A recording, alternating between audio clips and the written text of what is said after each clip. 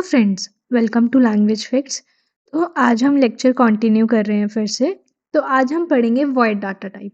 हमने इंट, कैर, float, double ये सब देखे थे। आज हम वॉइड डाटा टाइप देखते हैं।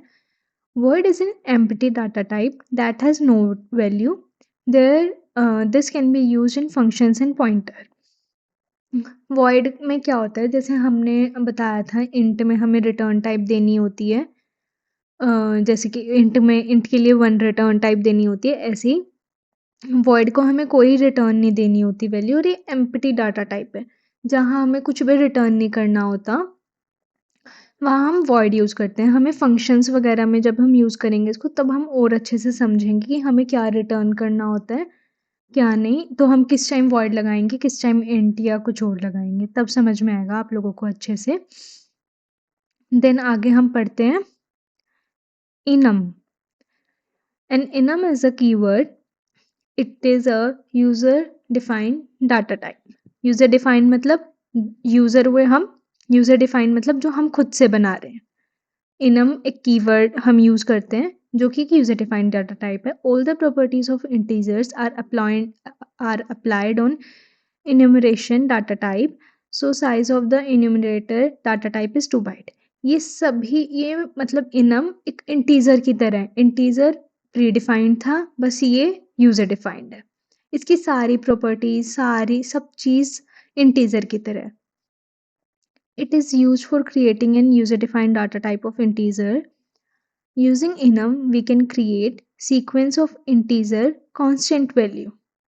हम constant value इंटीजर की कांस्टेंट वैल्यू को हम उसका सीक्वेंस बना सकते हैं इनम की हेल्प से.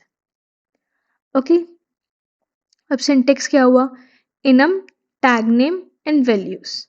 इनम एक कीवर्ड है. टैग नेम हमारा कोई भी वेरिएबल का नेम हो सकता है, और उसके अंदर जो हम भी वैल्यूज डालेंगे वो क्या, कि इसने यही बताया नीचे. इनम एक कीवर्ड है, यूजर डिफाइंड डाटा टाइप है. टैग नेम हमारा क्या हुआ? खुद का वेरिएबल, ऑन वेरिएबल, जो कि हमारा कोई भी नेम, कुछ भी नाम हो सकता है उस वेरिएबल का, हमने पढ़ा ही है. और वैल्यूज हो गए इनम में जो हमें वैल्यू सेट करनी है वो. एग्जाम्पल देख लेते हैं. जैसे कि इनम हमारा कीवर्ड था, वीक हमारा जो वेरिएबल का नाम हमें रखना था वो हमने रख दिया. और ये Sunday, Monday, Tuesday, Wednesday, Thursday, Friday, Saturday, ये सब हमने उसमें वैल्यूज रख दी. हमने देखा था ना कि keyword tag name and values, तो हमने वो रख दी. देन अब इसने क्या बोला है? It is start with 0 by default and values is increased by 1. जो इसका एड्रेस होगा वो 0 से स्टार्ट होगा, जो इंडेक्स नंबर होगा, और ये 1 इंक्रीमेंट करके, मतलब संडे का इंडेक्स नंबर क्या होगा? 0, देन मंडे का 1, ट्यूसडे का 2, वेडनेसडे का 3, थर्सडे का 4, फ्राइडे का 5, सैटरडे का 6. Put the sequential identifiers in the list. If constant 1 value is not initialized, then by default sequence will be start from 0 and next to generated value should be previous constant value 1. उसने बोला कि अगर हमने constant शुरू का, अगर Sunday का हमने कोई वैल्यू सेट की है तो हम वहीं से स्टार्ट हो जाएगा. अगर कोई सेट नहीं किया तो बाय डिफॉल्ट 0 से स्टार्ट होगा.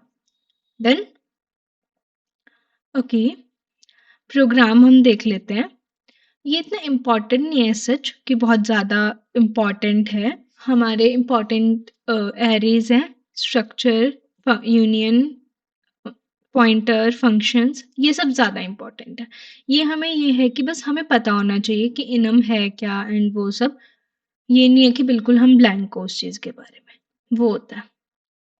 मेन में आए इंट ए, हमने किया इनम कीवर्ड, एबीसी हमारा वेरिएबल का नाम हो गया, एक्स वाई जेड इसमें वैल्यूज हो गई. जो हमने वीक में हमने संडे, मंडे, ट्यूसडे डाला, इसमें एक्स वाई जेड डाला हमने. देन हमने क्या किया? ए में एक्स वाई जेड को ऐड कर दिया. ओके, देन हमने क्या प्रिंट करवाया? इन सबका, मतलब ए को प्रिंट करा दिया, मतलब इन सबका सम ही करवाया हमने ए में, एंड देन ए को प्रिंट करा दिया. देन ऐसे ही एक और प्रोग्राम है, ये रहा इनम. मेन में हमने स्टार्ट किया, हमने इंटीजर ले लिए टुडे. इनम में वही हमने वीक डाल दिए, वीक में इसकी वैल्यूज डाल दी। टुडे में हमने क्या डाला, वेंसडे। ओके, टुडे में हमने वेंसडे डाला, ये इंटीजर है तो वेंसडे क्या उठाएगा ये, 0 1 2 3, तो मतलब 3 वैल्यू चली गई टुडे में। तो प्रिंट एफ क्या किया हमने, डे %d, हमने स्पेसिफायर्स देखे थे, %d यूज करेंगे इंटीजर के लिए, देन टुडे +1, मतलब 3 + 1 4, मतलब ये प्रिंट क्या कराएगा, 4 को प्रिंट कराएगा। डन। तो इनम के लिए इतना ही था। नेक्स्ट हम आगे ऑपरेटर्स पढ़ेंगे। आज के लिए इतना ही रखते हैं। इस वीडियो को देखने के लिए थैंक यू। इस चैनल को सब्सक्राइब करने वालों का आभार।